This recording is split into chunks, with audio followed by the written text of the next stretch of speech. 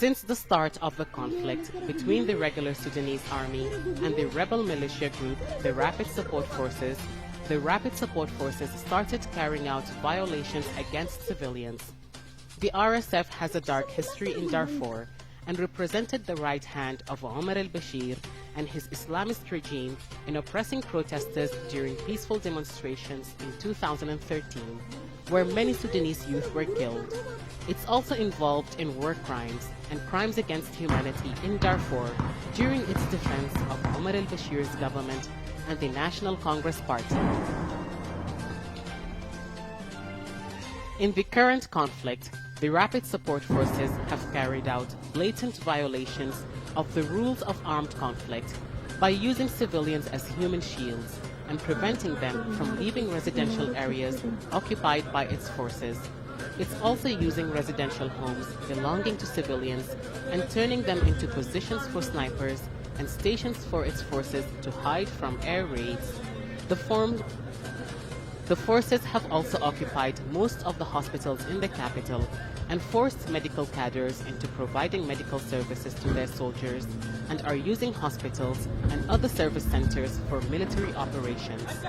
The Rapid Support Forces also targeted several hospitals with artillery fire, while patients and injured civilians were inside, with the latest being Al-Amal Hospital, in a manner that violates all human morals that the militia has no respect for.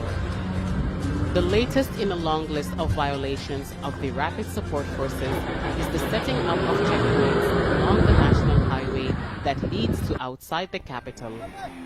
Eyewitnesses have confirmed that the checkpoints target young men below 30 years of age for forcible recruitment and to force them to participate in the war after many of its soldiers fled from the battles. Also among the violations of the Rapid Support Forces against civilians is the terrorizing of residents and setting up checkpoints for illegal searches, along with campaigns inside neighborhoods targeting retired army officers. The group has also raided homes of people in the 3 cities of Khartoum to rob, rape, and kill. Sources in the city of Durman have reported that in the area of Libya Market, more than 5 families have been subjected to sexual assault by the Rapid Support Forces militia. Witness accounts from Kober in the southern part of Bahri City also confirmed that the Rapid Support Forces raided his uncle's home with the aim of robbery and killed the uncle along with his 16-year-old son in cold blood. The forces have taken over the house.